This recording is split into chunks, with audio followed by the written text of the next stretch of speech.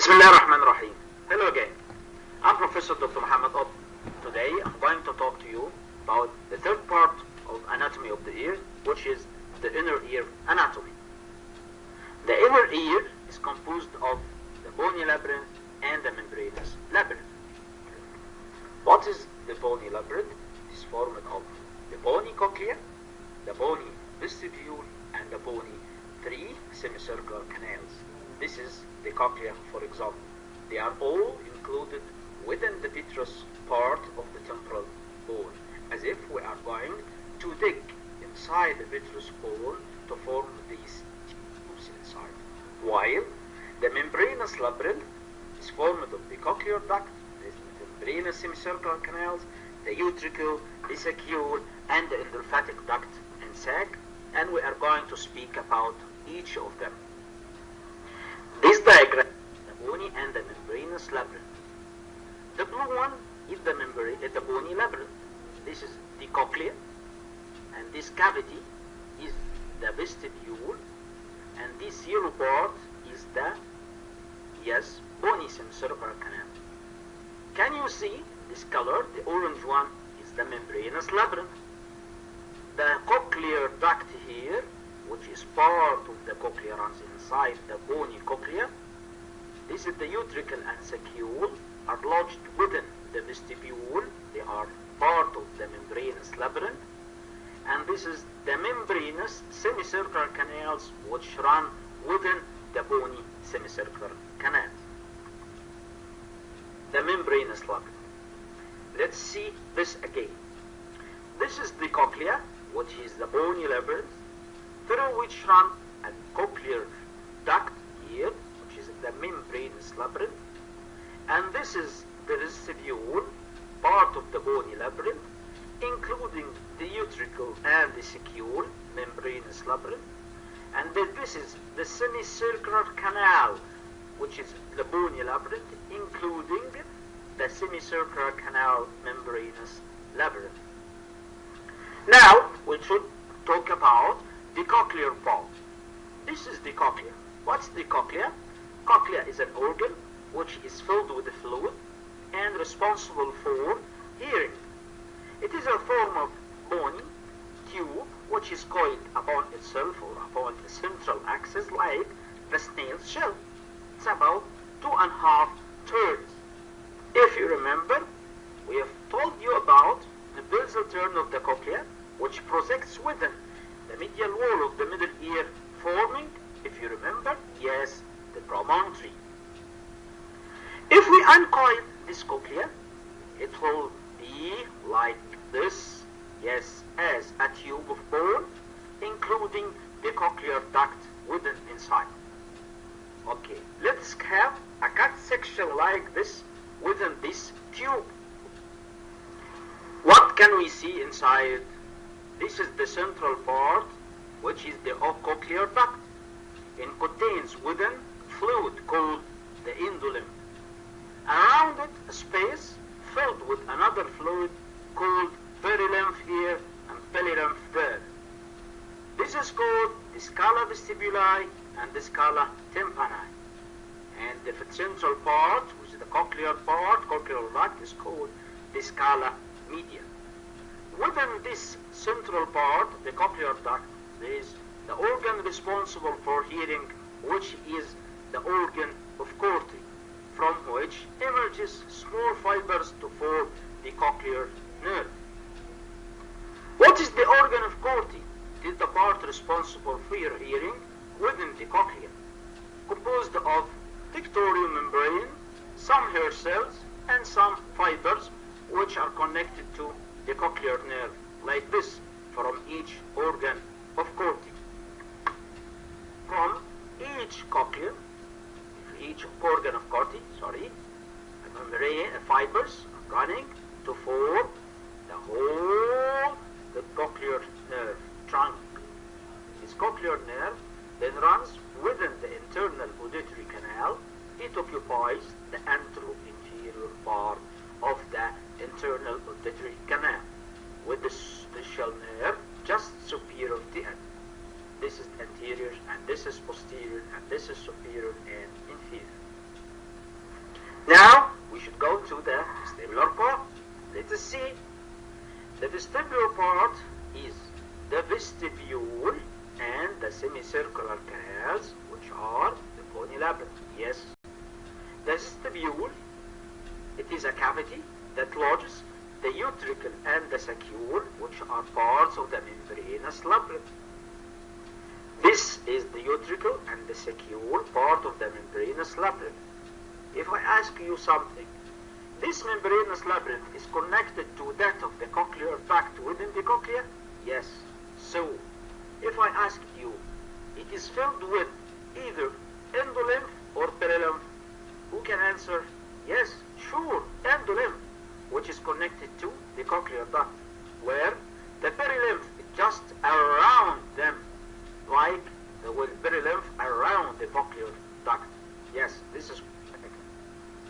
Then we come to this utricle and saccule. Here, they lodges the receptor responsible for what is called linear acceleration, as if you are walking to, or I walking directly to a door.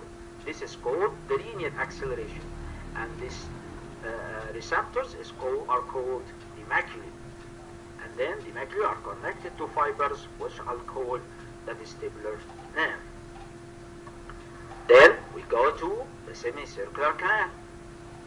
This is the semicircular canal, bony part, including the membranous part. Each semicircular canal, we have 3 semicircular canals. Each of them has one ampullary end like this and one non-ampullary end. This is the ampullary end and this is the non-ampullary end. Each of them are connected together and finally to the utricle and the saccule as a part, yes, of the membranous labyrinth. The semicircular canals has a receptor responsible for acceleration, equal here angular acceleration. These receptors are called the crista ambularis. Usually they are present in the ampullary end of the semicircular canal. Here again, semicircular canals, in the ampullary end, they have the crista ambularis, yes, the receptor, and within the utricle and the saccule, the macula, the receptor responsible for, here, responsible for linear acceleration, and the crista ambularis responsible for angular acceleration. Here they are the orientation of the semicircular canal. This is the right side, this is the left side. This is the anterior semicircular canal, or the superior, because usually the head is tilted 30 degrees. This is the posterior one, or we can call it the inferior one, and this is the lateral one. Can you see this orientation? Like this. We have this plane and this plane, they are perpendicular to each other, and this plane, which is actually horizontal, perpendicular to this and this. This is the right side, and this is the opposite left side. And here they are the rotation. If we move the head from side to side, if you move the head anteriorly and posteriorly, and if we move the head, or actually rotate the head from left to right, these are the 3 planes that the semicircular canals can detect our angular acceleration. Then from these receptors exit the vestibular nerve, part of it from the utricle saccule and part of it from the semicircular canal. We have 2 parts, the superior vestibular nerve and the inferior vestibular nerve. And this is the nerve come from the cochlea, yes, the cochlear nerve. There are 3 parts, each of them, the exit is separate from each other. But within the internal auditory canal, the cochlear nerve occupies the antero-inferior part, while the vestibular nerve occupies the posterior part, with the superior vestibular nerve superiorly and the inferior vestibular nerve inferiorly, while the facial nerve occupies the anterosuperior part. After exiting from the internal auditory canal, the superior-inferior vestibular nerve and the cochlear nerve unite together within this area, which is called the cerebellopontine angle to form the vesibuo-cochlear nerve, or the acoustic nerve, or the 8th cranial nerve, to rapidly enter within the brain stem.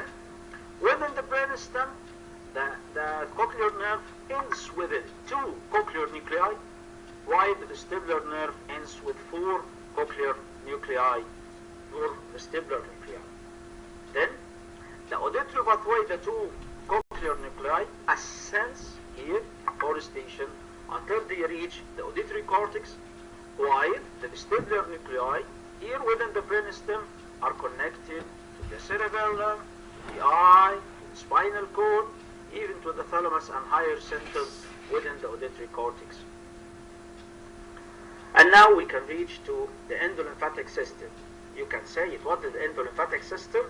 It is composed of the cochlear duct, the saccule, the utricle, the semicircular canals. They are all, yes, the membranous labyrinth. We call it the endolymphatic system because they include inside, yes, endolymph. Then they are secreted from different areas and then drain within the ductus endolymphaticus, or the endolymphatic duct, which has a neck and sac which opens in the posterior aspect of the vitreous bone in the subarachnoid space to be drained. Now, the nerve supply of the ear, we have sensory and motor nerve supply. Regarding the auricle, the anterior surface of the auricle receives sensory supply from the greater auricular nerve, cervical 2 and 3, and auriculotemporal nerve from the trigeminal nerve, while the back from also cervical 2 and 3 and the lesser occipital. The external auditory canal have a sensory supply from the vagus, number 10, and from the trigeminal nerve, number 5. And even the drum, the same.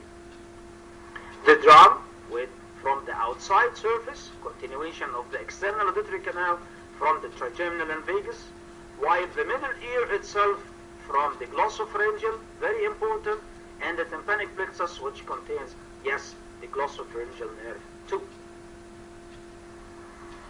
Now, we report here, we have 2 muscles within the middle ear, the tensor tympani muscle, which is supplied by the trigeminal nerve, number 5, and the stapedius muscle, which is supplied by the facial nerve. Can you remember? I've asked you this question before. Why? Within the same area, there is 2 different nerve supply, from trigeminal and from facial, 5 and 7. Do you remember the answer?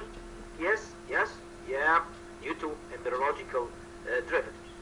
Okay, what about the auricular muscles from outside the auricle, what's connected to the skull by small muscles? Yes, they come from the facial nerve, as we are going to see later on within